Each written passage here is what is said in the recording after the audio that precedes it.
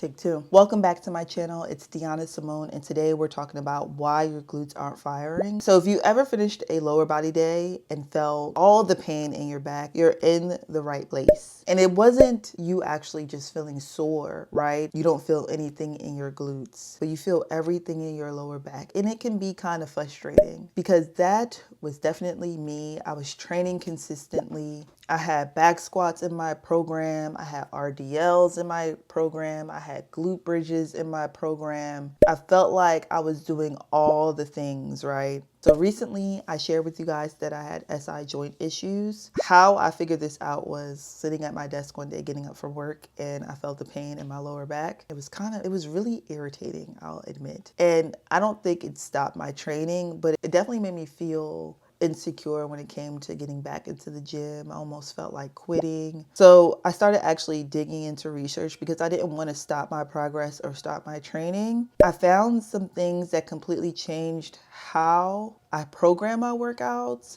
and how I train and how I coach my clients today. So in this video, I'm going to break down what was actually happening in my body, why your back might be compensating right now without you even realizing it, and what to actually do about it. So what's actually happening? So here's the thing that no one probably ever told you. This phenomenon called glute amnesia. It sounds so funny, but actually people also call it dead butt syndrome, and it's a real thing. So basically what happens is your brain actually reduces the signal that it sends to your glutes. And it's not because you're lazy, it's not because you're not trying hard enough, but it may just be from prolonged sitting at your desk, things that we're doing outside of the gym.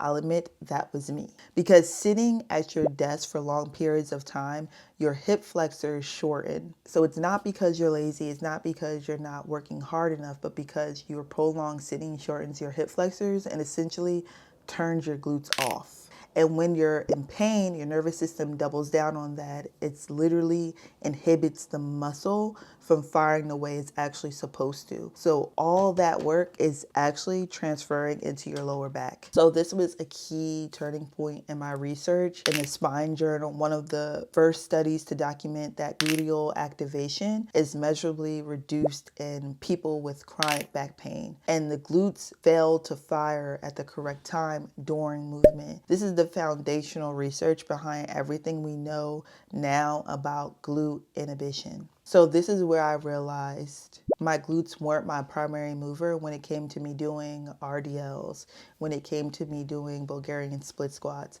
when it came to me doing glute bridges.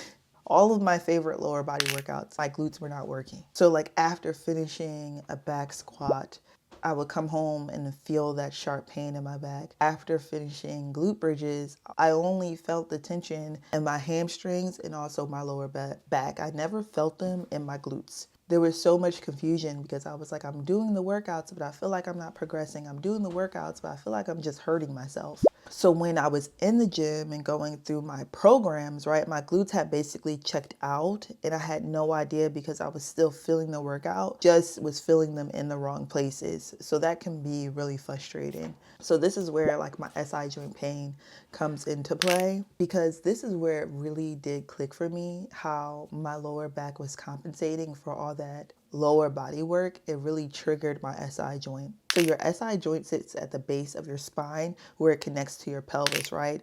And one of its main jobs is transferring load between your upper body and also your lower body. So every time you squat, every time you walk, every time you pick up something, right, your SI joint is involved. So here's what some of the research showed. Your glute max physically stabilizes your SI joint. So when it contracts, it creates compressive force that essentially locks the spine in place so it can handle load properly. So when your glutes are weak or not firing on time, that support will disappear. So then your SI joint becomes unstable, and then your lower back tries to compensate for all of that. So the biomechanical research shows that the glute max generates significant compressive forces at the SI joint during movement. So when my SI joint gave out, it literally gave out after a 10-hour workday while sitting at the desk. And I'll admit, there were some things that I was doing outside of the gym that connected to my SI joint pain plus working out. I'm sitting at a desk. I'm not standing often, so my hip flexors are tight. So then when I finally stand up, I feel that sharp pain in my back. I felt like it was temporary, but then the next day I felt it the next morning, and then the morning after that, to the point where I couldn't even get out of bed, right? So for me at the time, recovery looked like this pain will never go away. But actually doing some research and really thinking about it, I felt like first, let's get to the main issue, which was my glutes not working. They actually disappeared on your girl. And then learning how to activate them, and then also strengthening them at the same time. So me realizing that my glutes were actually late to the party and my lower back was doing most of the work, stabilizing work, also taking all the load. It was never supposed to do that work alone. It was never supposed to do that work on its own, right? So before we go into fixing this issue, let's test ourselves first. I actually got this from Squat University. You're actually going to be doing a single leg glute bridge. This is a simple test to test whether your glutes are actually doing the work or not. So lie on your back, feet flat, and you also want your knees bent. Now, before you do anything, put your fingers right on your glutes. Then do a single leg glute bridge. What you want to feel is your glute contracting and squeezing before your hips actually come up. So what a lot of people feel instead is their hamstrings pulling or their lower back tightening. If you only feel it in your hamstrings or your lower back, I'll say it again, you made it to the right video. You made it. If that's you, that's your sign. Your glutes are not the primary mover right now, and this isn't about being weak or not working hard enough. It's your neuromuscular disconnect. Your brain and your glutes have lost their communication, and the goal now is you can absolutely rebuild this. What I did, I don't know if I'm going ahead of myself in my little outline. One of the things I did for a couple of weeks was activate my glutes because I realized my glutes were gone. It was so crazy because I was like, they don't look like they're gone, but they weren't working. So instead of doing a single leg glute bridge, because we use that as our test to see whether our glutes were actually firing, now we're going to do a glute bridge. I'll put that video down below too. I did this for about 3 weeks. For like every night before I went to sleep, I would lay in that regular glute bridge position on my back, knees bent, right? And before I would even rise my hips, I would activate my glutes. So I would make sure I would put like 2 fingers at the side of my glutes while I'm in that glute bridge position, and I would contract my glutes. What you want to feel is the muscles of your glutes activating and kind of like pushing the glute out where your fingers kind of move outward and back in. That's how I activated my glutes, and I did that a couple of times out the week, and I think with doing that it kind of helped my brain be like, hey, I remember you. I remember how to activate you. It's kind of like its own little exercise between your glute and your brain. So that was pretty helpful. So basically what we're doing here, and it's confirmed through research, that so emphasizing tactical and physical cues like touching the muscle, right? The biofeedback as a key tool for reestablishing glute activation patterns. That's what we're doing when we were activating our glutes in that glute bridge, right? The fingers on the glute cue is clinically supported, not just a gym hack, but helping you send information to your glutes. So at first I thought I would need to do more core work, but this is why core work isn't enough. I know a lot of us have been told just strengthen your core, your back will be fine, and core work matters. But this was a study done with 40 women who all had chronic back pain. They split them into 2 groups for about 6 weeks, right? One group did only core stabilizing workouts, and then the other group did core stabilizing workouts, but then also glute strengthening workouts. So the group that did the glute work, they had less pain by the end of the 6 weeks. They had more lumbar strength and also better balance. And it wasn't just a little bit, it was significantly better across all boards. So it was better lumbar flexion, extension strength, stability index. So how long did I train without really emphasizing glute activation? Bro, I was doing it for years. I'll be honest. I was doing it for years. It's something I didn't notice. And maybe that was because during my time training, I was doing more glute workouts. And at the time, it worked for me. But my lifestyle was probably different at my desk compared to how it was this year. This year, I've noticed I've spent way more time sitting at a desk than I did any other year, right?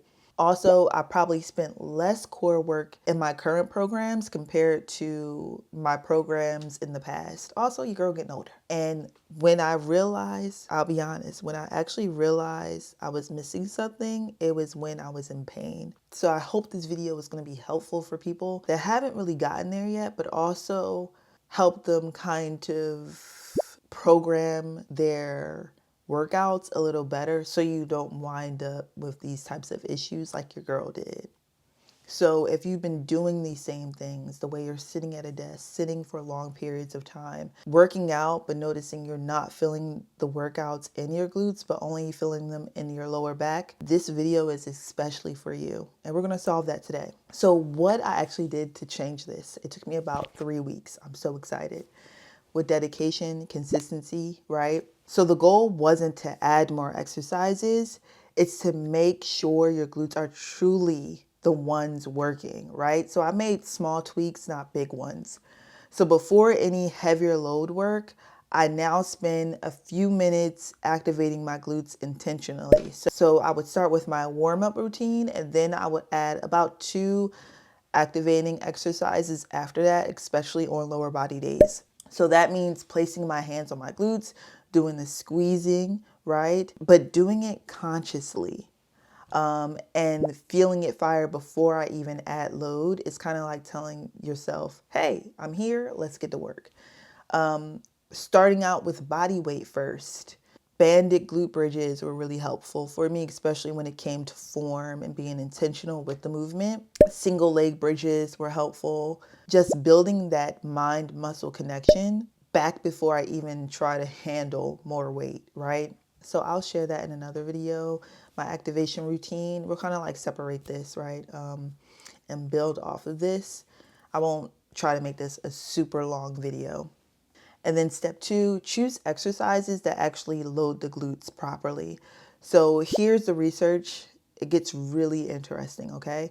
When scientists measure how hard a muscle is actually working during an exercise, some movements hit the glutes way harder than others. So step ups consistently come out on top, right? Hip thrust are right there, split squats, your Bulgarian split squats. I added that into my routine. Also produce very high glute activation when done properly. So I wasn't doing the wrong exercises, but what I was missing was the intention behind it. And I admit sometimes when you're on this path or on this journey doing the routines, sometimes it just becomes a routine and you kind of lose that intentionality behind it. So in my last workout routine, my SI joint routine specifically, I added Bulgarian split squats on my leg days. Before I even started my leg day, my main lifts, I would do 2 activation workouts. And then before my activation workouts, I would do a specific warm-up routine. I'll share that in another video. Also, I've added step-ups. I actually took out back squats for a while and swapped that for the Bulgarian split squats. I forgot to tell you guys that. And then step 3, do not skip the glute medius. The muscle on the sides of your hips is just as important for the SI joint stability. It controls your pelvis every time you're on that one leg. Your weak glute medius means your pelvis tilts and your SI joint absorbs all the impact. So things like clamshells, side-lying hip adductions. And so if you're not already doing bird dogs, I would say add that into your routine. They hit both core stability and glute activation at the same time. So simple exercises, but the research backs them up. Here it was multiple EMG studies showing side planks, abductions, clamshell progressions produce 70 to 103% of glute medius, among the highest of any therapeutic exercise tested. Bird dogs also recruit glute medius and glute maximus alongside core stability. I love a bird dog. I put them in all my programs. I never get sick of them. I'll be doing some videos soon on specifically some specific workouts. If you don't see them on YouTube, you'll definitely see them on my TikTok. Bring this all together. I feel like I said a lot in this video, but so if your back is always the thing that's sore after a lower body day, it is worth asking, are my glutes actually activating during the movement? Not just going through the motions, okay? But are they truly firing and doing the work they're actually supposed to be doing rather than sending it all to your lower back? Also, let's change some habits outside of the gym. That always matters as well, but I have some videos on that too. If you want to go deeper into this, I work with clients one-on-one. I'm actually doing in-person training, so if you're in the South Jersey area, hit your girl up. This is the kind of intentional research-backed training that I like to do. The link is in the bio. Check out my website, shoot me an email. If you're in the area, I would love to train you. And if this video helped you, share it with someone who's been dealing with lower back pain during their workout sessions, who also sit at a desk, okay? I'll see you guys in my next video. Bye. As I get a little older, I realize life is perspective. And my perspective may differ from yours. I want to say thank you to everyone.